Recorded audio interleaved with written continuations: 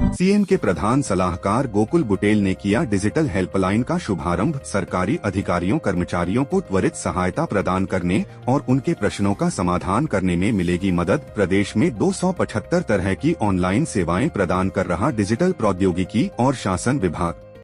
और हमारे यहाँ डेवलपर्स, कुछ हमारे डिपार्टमेंट का स्टाफ।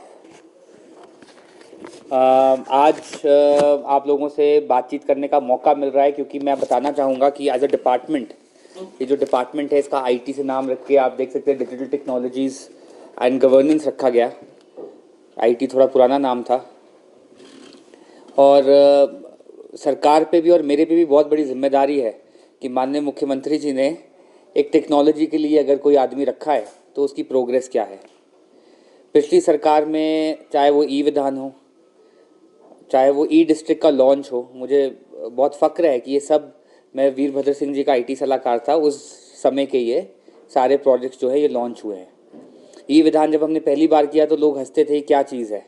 आज जो सेंट्रल विस्टा पार्लियामेंट का बना है वो हमारे ई विधान की लाइनों पे बना है। और जो अफसर उस समय में हमारे धर्मेश जी थे जो विधानसभा के डायरेक्टर आईटी हुआ करते थे, उन्होंने पार्लियामेंट को उसमें कंसल्ट किया कि कैसे कैसे इस प्रोजेक्ट को आगे बढ़ाया जाए। तो ये हिमाचल प्रदेश छोटा सा प्रदेश है, इसके लिए बहुत बड़ी फ़ख्र की बात है। पहला जो आज जो लॉन्च किया गया सर्विस, ये जो हेल्पलाइन है, ये आप लोग जो सब फील्ड में हैं ये बहुत ज़रूरी एक हेल्पलाइन है। आप देखते हैं कभी आप किसी दफ्तर में जाते हो, बोलते हैं सॉफ्टवेयर चल नहीं रहा है, सिस्टम डाउन है।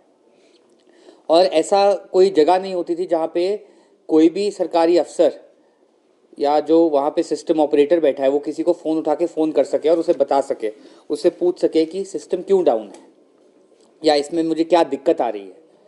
तो ये एक ऐसा लॉन्च किया गया है। बहुत लोगों ने ये भी पूछा है कि ये क्यों सिटीजन्स के लिए ओपन नहीं है, क्योंकि मुख्यमंत्री सेवा संकल्प जो एक हेल्पलाइन चल रही थी, पिछली सरकार ने शुरू की थी, मगर अच्छी चीज़ थी तो इसलिए इस सरकार ने भी उसको कंटिन्यू किया है।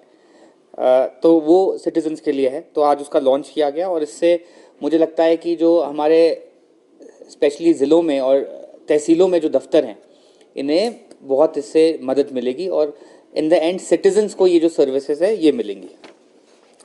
दूसरी जो ई डिस्ट्रिक्ट की सर्विस है, मैं एक बात आपको बोलना चाहूँगा। आप देख सकते हैं कि ये सरकार की प्रायोरिटी टेक्नोलॉजी डिलीवरी पे कितनी ज़्यादा है। जहाँ 2015 में ये 51 सर्विसेज के साथ शुरू हुआ था और 2022 में 113 में पहुँचा, मतलब 18 से लेकर 22 तक लगभग 40 सर्विसेज इसमें ऐड की गई। मगर आप 23 और 24 में देखेंगे आज ये नंबर 275 पे है और आने वाले दिनों पे जो है ये जो नंबर है ये 300 350 टच कर जाएगा।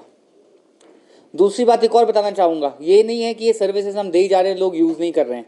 आपको एक और चार्ट नेक्स्ट में आप जाएंगे तो नंबर ऑफ़ ट्रांजैक्शंस, लगभग 20 लाख ट्रांजैक्शंस इसमें साल की होती हैं, चाहे वो लोकमित्र केंद्र से होती हैं। कई जो टेक सेवी लोग हैं वो खुद ही जाकर, आजकल आप भी जो लोग हैं खुद ही जाकर अपना ऑनलाइन पर्चा निकाल ले रहे हैं, तो वो भी ट्रांजैक्शन इसमें काउंट होती है।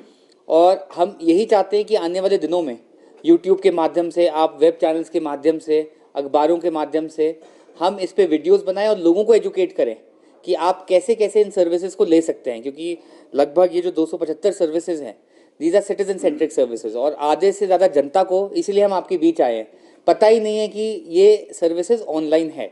लोकमित्र केंद्र का हमेशा ऑफकोर्स वो एक बिजनेस है, वो एक पर ट्रांजैक्शन आदमी को पैसा चार्ज करता है, तो वो ट्रांजैक्शन ज़रूर करता है। मगर अगर जो आदमी चाहे वो घर पे भी ये सर्विस यूज़ करके अपने घर के प्रिंटर से ये प्रिंट निकाल सकता है। जो थर्ड एप्लीकेशन उन्होंने बताई, जो हमारी सर्वे की एप्लीकेशन है, ये जो सर्वेज हैं ये सरकार के लिए बहुत महत्वपूर्ण है। सरकार की दिशा दशा, आज हम इलेक्ट्रिकल मीटर्स की सीडिंग किस लिए कर रहे हैं, क्योंकि जब हमारी सरकार बनी थी हमने एक वादा भी किया था, चुनाव में वादा किया था कि बिजली की कुछ यूनिट जो है वो फ्री दी जाएंगी। अब उस फ्री को देने के लिए पॉलिसी बनाने के लिए और किन लोगों को दी जाएंगी, अब हमारे पास एक सिस्टम अगले कुछ महीनों में लगभग तैयार है।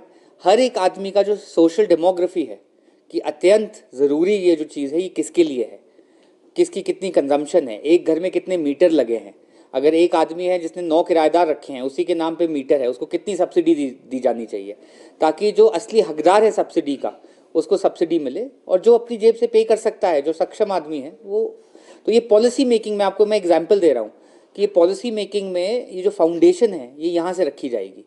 तो ये जो डिपार्टमेंट ऑफ डिजिटल टेक्नोलॉजीज़ है ये एक छोटा डिपार्टमेंट है, बट हर डिपार्टमेंट में इसकी एक छाप है। आज आप मीडिया के बंधु हैं, आप अपने शिमला से कैमरामैन युगमार्ग टीवी।